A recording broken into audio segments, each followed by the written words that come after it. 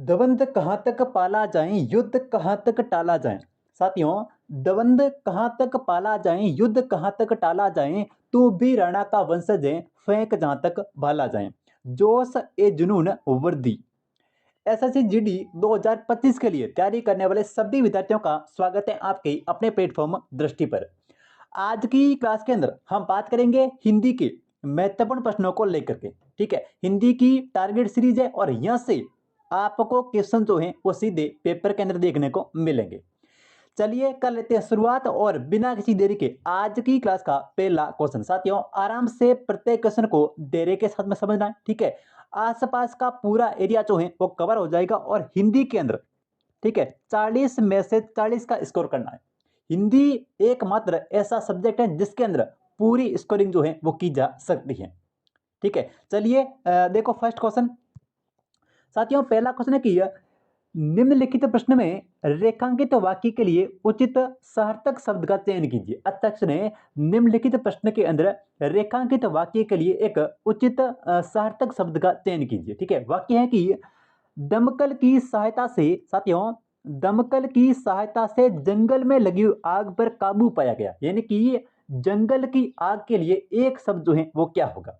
ठीक है, जंगल की आग के लिए आपको एक शब्द जो है वो चुनना है। ऑप्शन ए देखो बड़वानल, ऑप्शन बी दावानल, ऑप्शन सी विराग्नि, ऑप्शन डी है जठराग्नि। साथियों, जंगल में लगी आग को बोलते हैं दावानल। ठीक है, बिल्कुल, जिनका भी ऑप्शन यहाँ पे बी आ रहा है, ठीक है, उनकी तैयारी भाई बहुत ही बेहतरीन लेवल की है। ठीक है, जंगल में लगी जो आग होती है उसको बोलते हैं दावानल। ठीक है, तो इस प्रश्न का आपका बी ऑप्शन जो है वो बिल्कुल सही हो जाएगा, दावानल। ठीक है, इसके बाद में यहाँ पे साथियों बात कर लेते हैं अपने बड़वा नल की। ठीक है, बड़वा नल की बात करें तो जो आग समुद्र के अंदर, जो आग लगी हो समुद्र में लगी आग, ठीक है, समुद्र में लगी आग, इसके लिए एक शब्द होगा बड़वा नल। ठीक है, अगर आपसे एक क्वेश्चन पूछे कि समुद्र में लगी हुई आग को, उसके लिए एक शब्द क्या होगा, तो उसको बोलते हैं बड़वा नल। ठीक है, जंगल में लगी आग को बोलते हैं दावानल। साथियों, जठराग्नि की बात करें, ठीक है, जठराग्नि जो कि पेट में लगी आग होती है। ठीक है, पेट में लगी आग, ठीक है भाई, पेट में लगी आग को बोलते हैं जठराग्नि, जठराग्नि। ठीक है, उसके बाद में जंगल में लगी आग को बोलते हैं दावानल। ठीक है, और समुद्र में लगी आग को बोलते हैं बड़वानल। ठीक है, क्वेश्चन आपसे यहां से कोई भी जो है वो पूछा जा सकता है, इसलिए प्रत्येक क्वेश्चन को आराम से धैर्य के साथ में और कंप्लीट व्याख्या के साथ देखना, ताकि आसपास का पूरा एरिया जो है वो कवर हो जाएगा और हिंदी का आपका एक भी क्वेश्चन जो है वो गलत नहीं जाएगा। लेकिन अगर चैनल पर नहीं हो तो आज से ही, ठीक है, सब्सक्राइब जरूर कर लेना।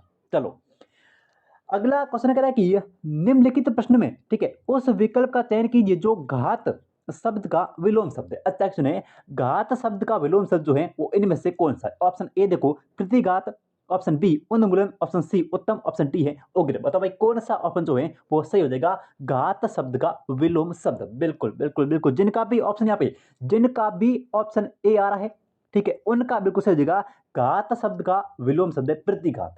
ठीक है, घात शब्द का जो विलोम शब्द है वो है प्रतिघात। देखो, उन मूलंद की बात करें, ठीक है साथियों, उन मूलंद की बात करें तो उन मूलंद का, ठीक है, उन मूलंद का जो विलोम शब्द होगा वो होगा स्थापन। ठीक है, उन मूलंद का जो विलोम शब्द है वो है स्थापन। ठीक है, उत्तम की बात करें, ठीक है, उत्तम का जो विलोम शब्द है साथियों, उत्तम का जो विलोम शब्द है वो होगा अधम। ठीक है, उत्तम का विलोम शब्द क्या होगा, उत्तम का विलोम शब्द होगा अदम। ठीक है, उन्मूलन का जो विलोम शब्द होगा वो होगा स्थापन। ठीक है, उग्र की बात करें, ठीक है, उग्र का जो विलोम शब्द है वो होगा सौम्य। ठीक है, उग्र का विलोम शब्द होगा सौम्य, सौम्य। ठीक है, तो यहां पे देखो उन्मूलन का स्थापन हो गया, ठीक है, उत्तम का अदम हो गया और उग्र का सौम्य हो गया। ठीक है, उग्र का जो विलोम शब्द होगा वो होगा सौम्य और यहाँ पे घात का जो विलोम शब्द है वो हो गया प्रतिघात। तो इनमें से कोई भी क्वेश्चन जो है वो आपसे पूछा जा सकता है। ठीक है, घात के लिए प्रतिघात, उन्मूलन के लिए स्थापन, उत्तम के लिए अदम और उग्र के लिए सौम्य। तो इस क्वेश्चन का आपका है वो ए ऑप्शन बिल्कुल सही जगह, घात का विलोम शब्द प्रतिघात। आज की क्लास का देखो अगला क्वेश्चन, आज की क्लास का अपना देखो अगला क्वेश्चन है भाई। साथियों, अगला क्वेश्चन है कि निम्नलिखित प्रश्न में चार विकल्पों में से उस विकल्प का चयन कीजिए जो शब्द शुद्धि की दृष्टि से एकदम से सही है, यानी कि शब्द शुद्धि से आपका एक क्वेश्चन जो है वो जरूर पूछा जाएगा। तो इनमें से कौन सा शब्द जो है वो शब्द शुद्धि की दृष्टि से एकदम से सही है, ये बताना है। ऑप्शन ए देखो, अंतकरण। साथियों, अंतकरण शब्द की बात करें तो अंतकरण जो है वो इस प्रकार से लिखा जाएगा, अंत, उसके बाद में विसर्ग लगेगा, ठीक है, उसके बाद में आएगा कर्ण, तो ये हो गया अंतकरण, ठीक है। उसके बाद में महर्षि शब्द, ठीक है, महर्षि शब्द जो है ये अपने आप में सही शब्द है, महर्षि, ठीक है। तो इस क्वेश्चन का आपका बी ऑप्शन बिल्कुल सही हो जाएगा, यानी कि महर्षि शब्द जो है ये अपने आप के अंदर सही है। उसके बाद में अनुगृहित शब्द की बात करें तो अनुगृहित शब्द जो है इसको इस प्रकार से लिखा जाएगा, अनुगृहित को अनु और उसके बाद में गृहित, ठीक है, अनुग्रहित नहीं होता है, अनुग्रहित होता है, ठीक है। उसके बाद में अक्षोहिणी शब्द की बात करें साथियों, अक्षोहिणी शब्द की बात करें तो अक्षो यानी कि अक्षो के ऊपर जो है वो डबल मात्रा आएगी, इस प्रकार से अक्षोहिणी शब्द को लिखा जाएगा, अक्षो और यहाँ पे अक्षोहिणी, ठीक है। अक्षोहिणी जो है ये एक वृद्धि संधि का उदाहरण है, ठीक है। अक्षोहिणी जो है ये वृद्धि संधि का उदाहरण है और अक्षोहिणी के ऊपर डबल मात्रा आएगी, ठीक है। अंत्यकरण शब्द को इस प्रकार से लिखा जाएगा। उसके बाद में महर्षि शब्द जो है ये अपने आप में सही है, अनुग्रहित नहीं होता है, अनुग्रहित होता है, और यहाँ पे अक्षोहिणी के ऊपर जो है वो डबल मात्रा आएगी और ये एक जो है वो वृद्धि संधि का उदाहरण है, ठीक है। तो इस क्वेश्चन का आपका बी ऑप्शन जो है वो बिल्कुल सही हो जाएगा, महर्षि शब्द जो है ये शब्द शुद्धि की दृष्टि से सही है, ठीक है। देखो अगला क्वेश्चन, आज की क्लास का अपना अगला क्वेश्चन है कि निम्नलिखित प्रश्न में, ठीक है, 4 विकल्पों में से उस विकल्प का चयन कीजिए जो शब्द शुद्धि की दृष्टि से सही है। फिर एक बार से शब्द शुद्धि का क्वेश्चन है और कौन सा शब्द जो है वो शब्द शुद्धि की दृष्टि से सही है, ठीक है। ऑप्शन ए देखो, त्योहार, तंदुरुस्त, दुरावस्था या फिर ज्योत्सना। साथियों कौन सा इसमें से जो है वो शब्द शुद्धि की दृष्टि से सही है, ठीक है। सबसे पहले यहाँ पे देखो, त्योहार शब्द जो है ये अपने आप के अंदर एक सही शब्द है, ठीक है। त्योहार शब्द जो है ये अपने आप के अंदर सही शब्द है। कई जो है वो कई बार पेपर के अंदर त्योहार शब्द को जो है वो या तो इस प्रकार से लिखा आता है या फिर त्योहार शब्द जो है इसके अंदर दो मात्रा के साथ इस प्रकार से लिखा हुआ आता है। तो दोनों जो है ये त्योहार भी गलत है और ये त्योहार शब्द जो है ये भी गलत है। त्योहार शब्द जो सही है वो है ये वाला जो त्योहार है ये बिल्कुल सही है, ना तो त्योहार शब्द के अंदर दो मात्राएं आएगी और न ही त्योहार शब्द के ऊपर यानी कि यो के ऊपर कोई बिंदी जो है वो नहीं आएगी, इस प्रकार की जो कोई बिंदी है वो नहीं आएगी। तो त्योहार शब्द जो है ये अपने आप में सही है। उसके बाद में यहाँ पे बात करें तंदुरुस्त की, ठीक है, तंदुरुस्त है इस शब्द को इस प्रकार से लिखा जाएगा, तंदु, उसके बाद में रू बड़ा और इस्त, ठीक है, ये होगा तंदुरुस्त। इसके बाद में दुरावस्था की बात करें तो दुरावस्था नहीं होता, ये होता है दुर्वस्था, दुरावस्था न होकर के ये होगा दुर्वस्था, दुर और आगे वस्था, ठीक है, ये हो गया दुर्वस्था शब्द, दुर्वस्था। उसके बाद में ज्योत्सना शब्द की बात करें साथियों, ज्योत्सना शब्द जो है इसको ज्योत्सना जो के अंदर देखो, ज्योत्सना शब्द को इस प्रकार से लिखा जाएगा जो, उसके बाद में त आधा स पूरा और न, ठीक है, ये होता है ज्योत्सना। तो इसमें से आपका ए ऑप्शन जो है वो सही हो जाएगा, त्योहार शब्द जो है वो बिल्कुल सही है। उसके बाद में देखो तंदुरुस्त को इस प्रकार से लिखा जाएगा, ठीक है, दुरावस्था नहीं होगा दुर्वस्था होगा, ठीक है, ज्योत्सना नहीं होगा ज्योत्सना होगा, ठीक है। तो ज आधा आएगा फिर यो पूरा फिर त आधा स और ना, ज्योत्सना, ज्योत्सना, ठीक है। तो ए ऑप्शन इस क्वेश्चन का बिल्कुल सही हो जाएगा। देखो अगला क्वेश्चन, आज की क्लास का अपना अगला क्वेश्चन है कि निम्नलिखित प्रश्न में 4 विकल्पों में से देखो दिए गए वाक्य के लिए त्रुटि का चयन कीजिए, ठीक है। ये एक वाक्य जो है वो दिया गया है ये वाला, इसके अंदर आपको बताना है कि कहां पर जो है वो त्रुटि है, ठीक है। हमारे समाज के बीच अनेक कृतियां जो है वो अब भी प्रचलित है, हमारे समाज के बीच जो है वो अनेक कृतियां अब भी प्रचलित है। इस वाक्य के अंदर कहां पर त्रुटि है ये बताना है।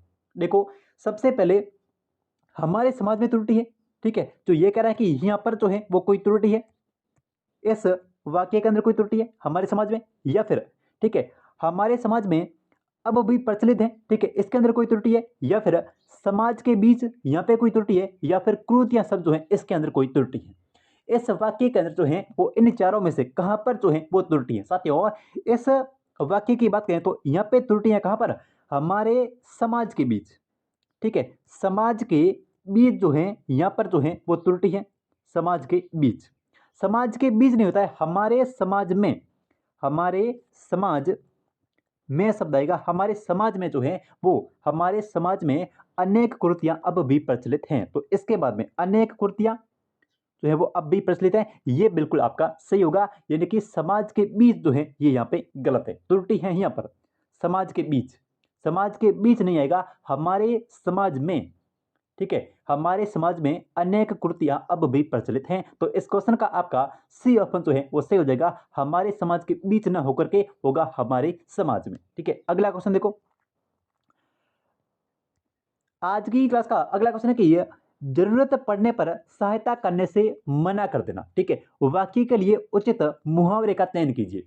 जरूरत पड़ने पर सहायता के लिए मना कर देना, इसके लिए कौन सा मुहावरा जो है वो यहाँ पे सही है, यानी कि कौन सा मुहावरा ठीक है। ऑप्शन ए देखो, अंगूठी का नगीना। साथियों, अंगूठी का नगीना इसका मतलब होता है कि बहुत अधिक प्यारा, ठीक है, बहुत अधिक प्यारा, अधिक प्यारा, इसको बोलते हैं अंगूठी का नगीना। उसके बाद में अंक भरना, अंक भरना इसका मतलब कि सने से मिलन, ठीक है, सने से मिलना, ठीक है, सने से जो है वो मिलना, इसको बोलते हैं अंक भरना। उसके बाद में अंगूठा दिखा देना, अंगूठा दिखा देना इसका मतलब होता है कि जरूरत पड़ने पर, जरूरत पड़ने पर सहायता करने से मना कर देना, इसका सही मुहावरा है अंगूठा दिखा देना। जिसका भी ऑप्शन यहाँ पे सी आ रहा है उनका बिल्कुल सही हो जाएगा, अंगूठा दिखा देना, यानी कि जरूरत पड़ने पर मना कर देना। उसके बाद में अंगारे सिर पर धरना। साथियों, अंगारे सिर पर धरना यानी कि बहुत अधिक कष्ट झेलना, बहुत अधिक कष्ट झेलना, ठीक है, बहुत अधिक कष्ट झेलना, यानी कि अंगारे सिर के ऊपर धरना, बहुत अधिक कष्ट झेलना। अंगूठा दिखा देना यानी कि जरूरत पड़ने पर, ठीक है, सहायता करने से मना कर देना। अंक बनना यानी कि सने से मिलना, और अंगूठी का नगीना यानी कि बहुत अधिक प्यारा। उसके बाद में देखो अगला क्वेश्चन, अगला क्वेश्चन कह रहा है कि कलाई खुलना मुहावरे का उचित अर्थ है, यानी कि कलाई खुलना मुहावरे का उचित अर्थ जो है वो क्या है। ऑप्शन ए देखो, डर जाना। ऑप्शन बी देखो, हैसियत में अंतर होना। ऑप्शन सी, अत्यंत भयभीत होना। ऑप्शन डी है कि किसी गलत बात का पता लगना। साथियों, कलाई खुलना मुहावरे का उचित अर्थ क्या है, इसके लिए होगा किसी गलत बात का पता लगना।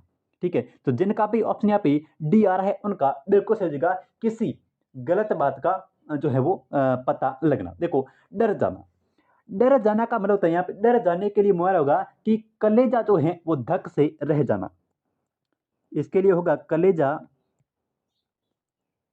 धक से रह जाना, कलेजा धक से रह जाना यानी कि डर जाना। ठीक है, कलेजा धक से रह जाना यानी कि डर जाना। उसके बाद में हैसियत में अंतर होना, हैसियत में अंतर होना यानी कि कहाँ राजा भोज और कहाँ गंगू तेली, कहाँ राजा भोज और कहाँ पर जो है वो गंगू तेली। ठीक है, इस मुहावरे का जो सही अर्थ है वो होता है कि हैसियत के अंतर अंतर होना। ठीक है, कलेजा धक से रह जाना यानी कि डर जाना, कहाँ राजा भोज और कहाँ गंगू तेली यानी कि हैसियत में अंतर होना, और यहाँ पे बात करें अत्यंत भयभीत होना। साथियों, अत्यंत भयभीत होना यानी कि काटो तो खून नहीं। अगर आपसे इस प्रकार का मुहावरा है कि काटो तो खून नहीं, ठीक है, काटो तो खून नहीं यानी कि अत्यंत भयभीत होना, काटो तो खून नहीं, इसका जो मुहावरे का सही अर्थ है वो है कि अत्यंत भयभीत होना। हैसियत में अंतर होना यानी कि कहाँ राजा भोज और कहाँ गंगू तेली।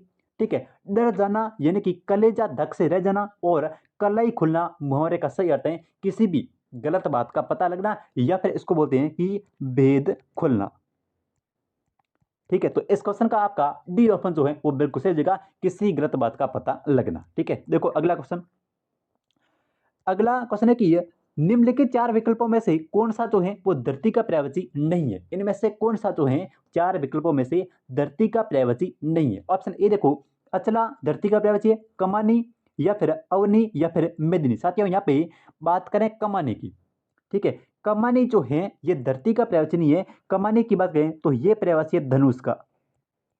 ठीक है, कमानी जो है ये धनुष का पर्यायवाची है। बाकी अचला, अवनी, मेदिनी, ठीक है, इसके अलावा जैसे एक शब्द आएगा वसुंधरा, ठीक है, धरा और भूमि, वसुंधरा, धरा, भूमि, तो ये जो है वो किसके पर्यायवाची है? ये धरती के पर्यायवाची है। इसके अलावा एक हो जाएगा मही, ठीक है, ये भी धरती का पर्यायवाची है। तो अचला, अवनी, मेदिनी, ठीक है, वसुंधरा, धरा, भूमि, भू और मही, ये जो है वो धरती के पर्यायवाची है। और कमानी की बात करें तो ये जो पर्यायवाची है वो अपने धनुष का पर्यायवाची है, कमानी।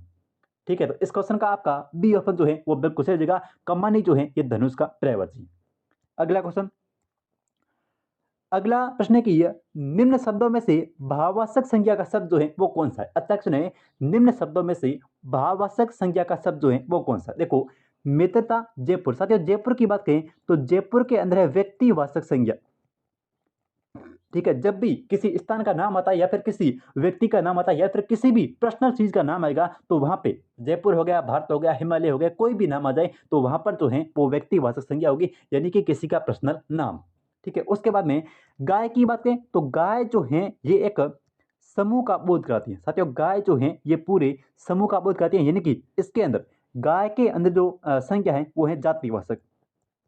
ठीक है, गाय जो है ये एक जाति है, क्योंकि गाय जो है वो कोई भी हो सकती है। गाय की अलग अलग जो है वो नस्लें हैं। गाय जो है ये एक जातिवाचक संज्ञा है। यहाँ पर अगर आता कि साहिवाल गाय तो वो संज्ञा होती है व्यक्तिवाचक संज्ञा, क्योंकि साहिवाल जो है वो अपने आप में एक नस्ल है। गाय जो है ये पूरे समूह का बोध कराती है, इसलिए गाय जो है वो जातिवाचक संज्ञा है। उसके बाद में चलना की बात करें तो चलना यहाँ पे जो है वो एक क्रिया है। ठीक है, तो मित्रता की बात करें तो मित्रता जो है ये आपकी भाववाचक संज्ञा है। जिनका भी ऑप्शन यहाँ पे ए आ रहा है उनका बिल्कुल सही जगह मित्रता के अंदर भाववाचक संज्ञा है। ठीक है, अगला क्वेश्चन देखो, अगला क्वेश्चन कह रहा है कि देखो कवि शब्द का सही स्त्रीलिंग रूप जो है वो क्या है? कवि शब्द का सही स्त्रीलिंग रूप जो है वो क्या है? ऑप्शन ए देखो कवियत्री, ऑप्शन बी कवियत्री, ऑप्शन सी है कविनी या फिर कवयत्री। साथियों, कवि यत्री की बात करें यहाँ पे स्त्रीलिंग का कवि का तो वो होगा कवयत्री। ठीक है, जिनका भी ऑप्शन यहाँ पे डी आ रहा है उनका बिल्कुल सही जगह कवयत्री जो है ये एक कवि शब्द का स्त्रीलिंग रूप है, कवयत्री।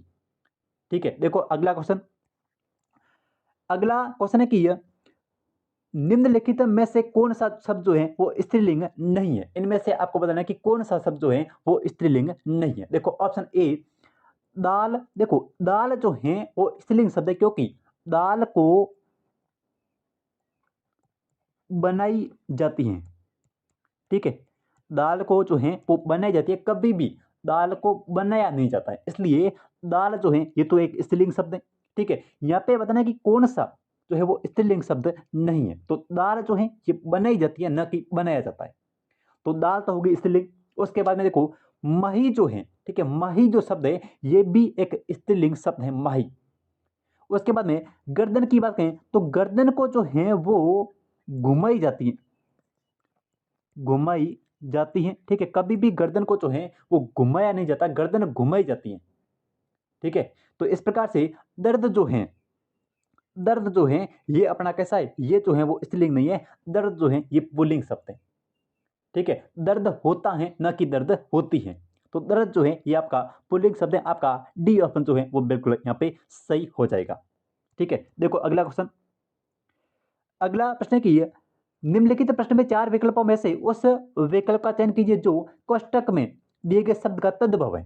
ठीक है, कोष्टक में दिए गए शब्द का तद्भव शब्द का आपको चयन करना है, यानी कि तद्भव जो है यानी कि कोष्टक के अंदर जो शब्द है वो है तत्सम, ये वाला, और इसका जो है वो तद्भव रूप क्या होगा? देखो वाक्य कह रहा है कि दुर्घटना के दौरान दंत टूट गए, तो दंत का जब भी आपको किसी शब्द के ऊपर इस प्रकार की बिंदी देखने को मिले ना तो उसका ये शब्द जो है वो आएगा तत्सम के अंदर।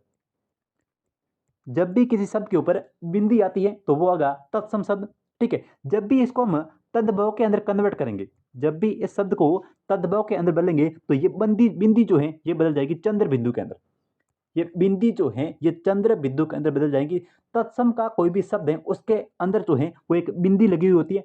ठीक है, इसको हम तद्भव के अंदर जैसे ही कन्वर्ट करेंगे तो ये बिंदी जो है ये चंद्र बिंदु के रूप में बदल जाएगी। तो यहाँ पे दंत का जो तद्भव होगा वो होगा दांत। ठीक है, तो जिनका भी ऑप्शन यहाँ पे ए आ रहा है उनका बिल्कुल सही जगह दंत का जो तद्भव होगा वो होगा दांत, यानी कि बी ऑप्शन जो है वो बिल्कुल यहाँ पे सही हो जाएगा, दंत का हो गया दांत। ठीक है, देखो अगला क्वेश्चन। अगला क्वेश्चन है कि ध्वनि शब्द के लिए उचित तद्भव शब्द का चयन कीजिए। अच्छा सुने, ध्वनि शब्द जो है इसके लिए एक तद्भव शब्द का चयन करना, यानी कि देखो ध्वनि जो है ये अपने आप में तत्सम शब्द है। ठीक है, जब भी किसी शब्द के अंदर कोई आधा वर्ण आता है, आधा वर्ण आता है, या फिर कोई शब्द के ऊपर इस प्रकार की बिंदी लगी होती है, ठीक है, तो वो जो शब्द है ये शब्द जो है ये तत्सम शब्द है।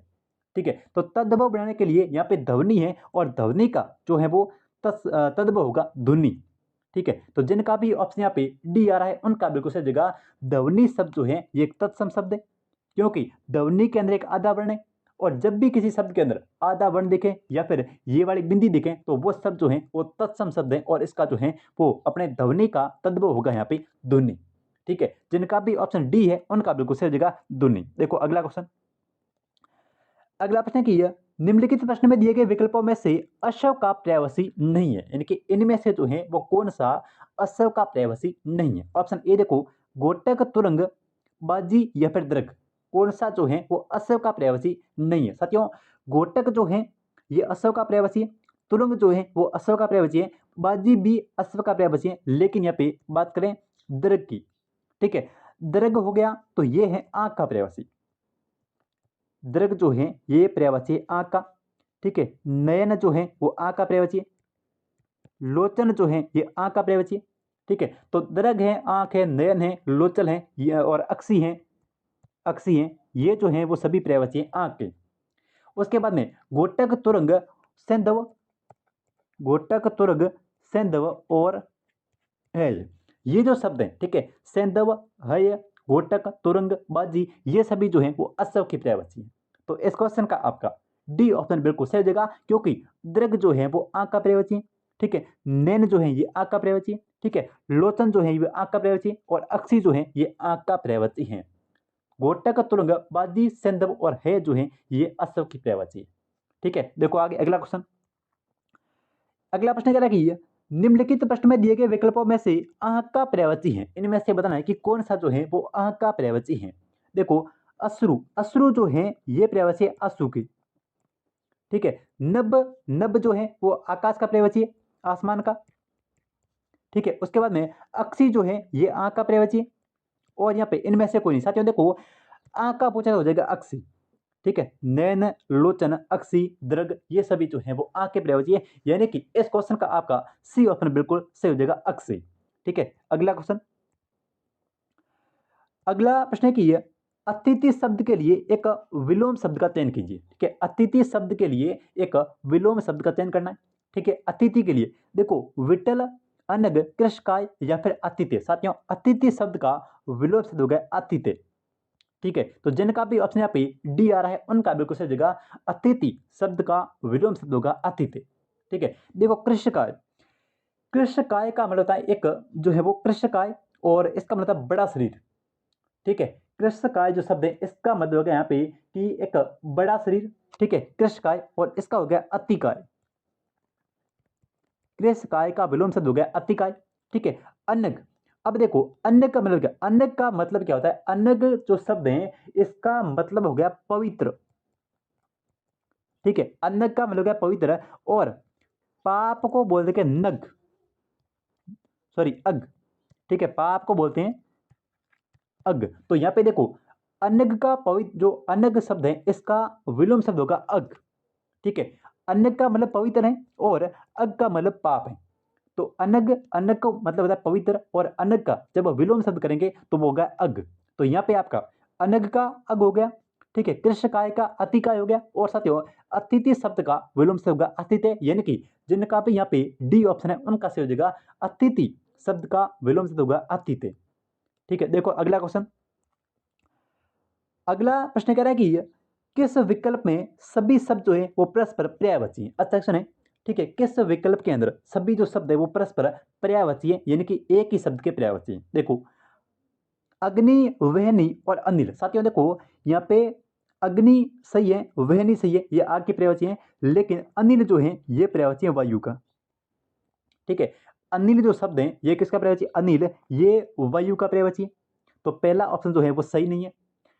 पाषाण पत्थर का पर्यायवाची, ठीक है। उत्पल जो है ये कमल का पर्यायवाची है, ठीक है। और वामा जो है ये स्त्री का पर्यायवाची है। वामा जो है वो स्त्री का पर्यायवाची है, उत्पल जो है वो कमल का पर्यायवाची है, और पाषाण जो है ये पत्थर का पर्यायवाची है। व्योम नभ और अंबर ये बिल्कुल सही है, ये सभी जो है वो आकाश के पर्यायवाची है, अपने आप में परस्पर जो है वो संबंधित हैं। व्योम नभ और अंबर ये जो है वो आकाश के पर्यायवाची है। अनिल यहाँ पे वायु का पर्यायवाची है, इसलिए सही नहीं है। पाषाण पत्थर का है, वामा जो है वो स्त्री का है, उत्पल जो है वो कमल का है। उसके